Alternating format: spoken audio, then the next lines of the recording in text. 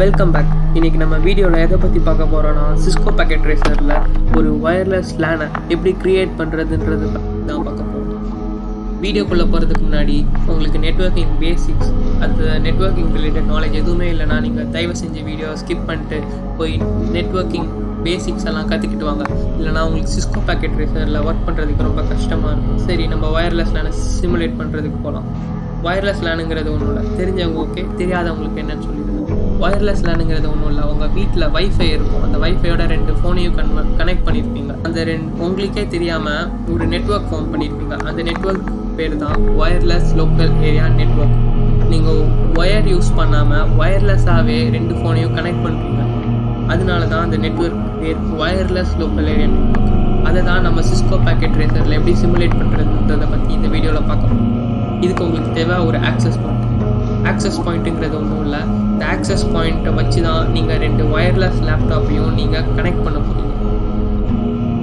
நீங்கள் சிமுலேட் பண்ணுறதுக்கு முன்னாடி உங்கள் 2 லேப்டாப்லேயும் ஒயர்லெஸ் நெட்வொர்க் இன்டர்ஃபேஸ் கார்டு இருக்கான்னு செக் பண்ணிக்கோங்க. உங்களுக்கு செக் பண்ண தெரியலனாலும் பரவாயில்ல, நான் சொல்கிறேன். நீங்கள் லேப்டாப்புக்குள்ளே போனீங்கன்னா ஃபிசிக்கல் இருக்கும். ஃபிசிக்கல்குள்ளே போயிட்டீங்கன்னா உங்களுக்கு இங்கே என்ன நெட்வொர்க் இன்டர்ஃபேஸ் கார்டு இருக்குன்றதை பற்றிலாம் அந்த கவலையே வேணாம். நீங்கள் ஜஸ்ட் பவர் ஆஃப் பண்ணிவிட்டு அந்த கார்டை டிஸ்போஸ் பண்ணிவிட்டு இந்த ஃபஸ்ட்டாக இருக்க இந்த கார்டு WPC300N இந்த கார்டை தூக்கி இந்த ஸ்லாட்டில் மர்ஜ் பண்ணிவிட்டு பவர் ஆன் பண்ணிவிட்டுங்க. இப்போ உங்களுக்கு லேப்பில் இன்பில்ட்டாக நெட்வொர்க் இன்டர்ஃபேஸ் கார்டு இருக்குன்னு அர்த்தம். இதே மாதிரி இந்த லேப்டாப்புக்கு பண்ணுங்கள். ஃபிசிக்கல் போயிட்டேன், பவர் ஆஃப் பண்ணிவிட்டு உள்ளே இருந்த இன்பில்ட்டாக இருக்க நெட்வொர்க் இன்டர்ஃபேஸ் கார்டை எடுத்துட்டு இந்த ஒயர்லெஸ் கார்டை மர்ஜ் பண்ணிக்கிட்டு பவர் ஆன் பண்ணிவிட்டேன். இப்போது ஒயர்லெஸ் கார்டை நான் மர்ஜ் பண்ணிட்டதுனால என்னோடய லேப்டாப் ஒயர்லெஸ்ஸாக இந்த ஆக்சஸ் பாயிண்ட்டுக்கு கனெக்ட் ஆகிருக்கு. இப்போது இந்த லேப்டாப்பும் கனெக்ட் பண்ணோன்னா உங்களுக்கு ஐபி அட்ரஸ் தேவை. அதுக்கு லேப்டாப்புக்குள்ளே போய் டெஸ்க்டாப் போயிட்டு ஐபி கான்ஃபிகரேஷன் போய் ஸ்டாட்டிக் கொடுங்க. கொடுத்துட்டு 192.168.0.2 கொடுங்க. சப்நெட் மாஸ்க்கை நீங்கள் கிளிக் பண்ணிங்கன்னா ஆட்டோமேட்டிக்காக உங்களுக்கு அசைன் ஆகிடும். அதே மாதிரி இந்த லேப்டாப்பில் கிளிக் பண்ணி டெஸ்க்டாப் போய் ஐபி கான்ஃபிகரேஷன் போயிட்டு ஸ்டாட்டிக் கொடுத்துக்கோங்க. ஸ்டாட்டிக் கொடுத்துட்டு ஐபி அட்ரஸ் வந்து 192.168.0.3 கொடுத்துக்கோங்க. சப்நெட் மாஸ்க் உங்களுக்கு ஆட்டோமேட்டிக்காக அசைன் ஆகிடும். அப்புறம் one of the important case என்னென்னா, இந்த இன்டர்ஃபேஸ் இங்கே நீங்கள் கிளிக் பண்ணிங்கன்னா இது ஒயர்லெஸ்ன்னு தான் இருக்கும், ஒயர்லெஸ் 0ன்னு இருக்கும். அப்போனா தான் உங்களுக்கு லேப்டாப் ஆக்சஸ் பாயிண்ட்டோட கனெக்ட் ஆகும். அது இருக்கா இல்லையான்னு செக் பண்ணிக்கோங்க. ஒயர்லெஸ் 0 இல்லைனா உங்களுக்கு உங்கள் லேப்டாப் ஆக்சஸ் பாயிண்ட்டோட கனெக்ட் ஆகாது. ஓகே, இப்போ நம்ம இந்த லேப்டாப்பை பிங் பண்ணி பார்ப்போம். அதாவது இந்த 192.168.0.2ன்ற லேப்டாப்பை இதோட கனெக்ட் பண்ணி பார்க்க போகிறோம்.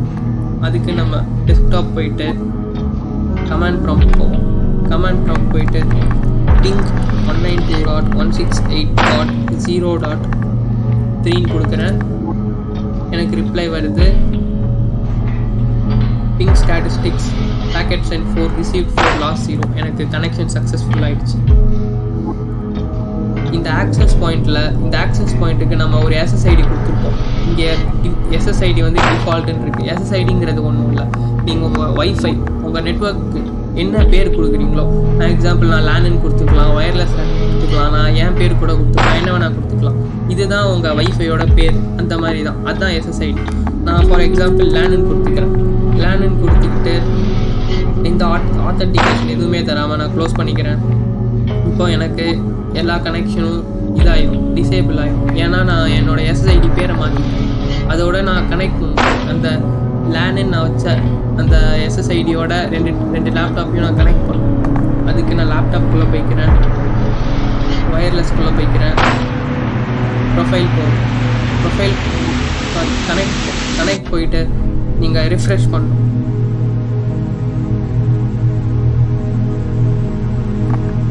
ரெஃப்ரெஷ் பண்ணிங்கன்னா உங்களுக்கு உங்களோட அந்த நெட்வொர்க் லேன் அந்த நெட்வொர்க் உங்களுக்கு விசிபிளாக இருக்கும். நீங்கள் ஜஸ்ட் கனெக்ட்னு கொடுத்துக்கிட்டிங்கன்னா உங்களுக்கு கனெக்ட் ஆகிடும். அதே மாதிரி இந்த லேப்டாப்புக்கு போய் டெஸ்க்டாப் போயிட்டு பிசி ஒயர்லெஸ் ஐகானை கிளிக் பண்ணிவிட்டு கனெக்ட்குள்ளே போயிட்டு ரெஃப்ரெஷ் பண்ணிங்கன்னா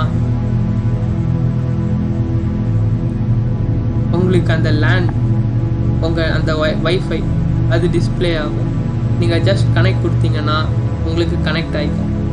இப்போ நான் 2 பிசியை கனெக்ட் பண்ணணும்னு நினச்சாலும் நான் கனெக்ட் பண்ணிக்கலாம். கமாண்ட் ப்ராம்ப்ட்குள்ளே போய்க்கிறேன். ping 192.168.0.2 கொடுக்குறேன்.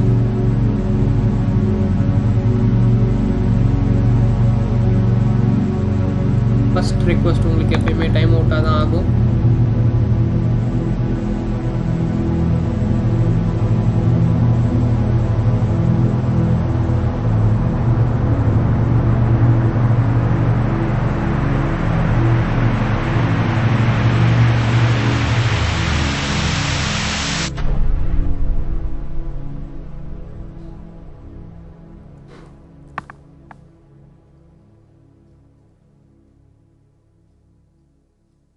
நான் மறுபடியும் புதுசாக நெட்வொர்க்கோட கனெக்ட் பண்ணதுனால எனக்கு இந்த ஐபி அட்ரஸ்லாம் அதோட கான்ஃபிகரேஷன் மாறிடுச்சு.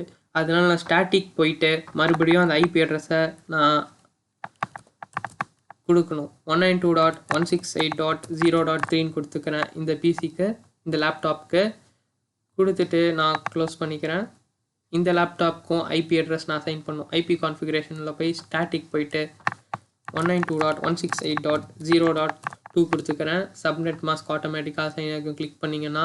அதுக்கப்புறம் ஒயர்லெஸ் 0வாக இருக்கா இல்லையான்னு என்ஷூர் பண்ணிக்கிறேன்.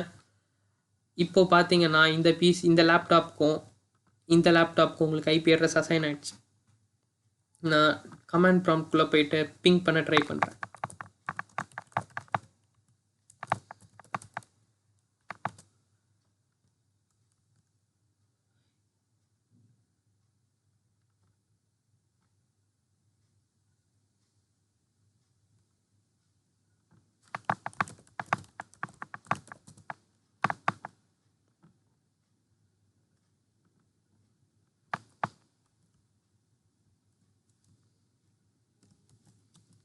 நான் பிங் பண்ண ட்ரை பண்ணுறேன்.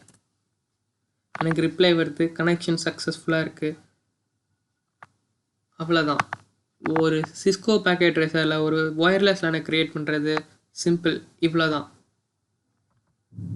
நீங்கள் வேணும்னா சிஸ்கோ பேக்கெட் ட்ரேசர் டவுன்லோட் பண்ணி இந்த மாதிரி ஒரு நெட்வொர்க் க்ரியேட் பண்ணி கூட நீங்கள் ப்ராக்டிக்கலாக ட்ரை பண்ணலாம். இந்த மாதிரி நான் network related videos, hacking related videos ஏதாச்சும் நான் போடணுன்னா நீங்கள் கமெண்ட் பாக்ஸில் லீவ் பண்ணுங்கள். வீடியோவை லைக் பண்ணுங்கள். சேனலுக்கு சப்ஸ்கிரைப் பண்ணலன்னா சப்ஸ்கிரைப் பண்ணிடுங்க.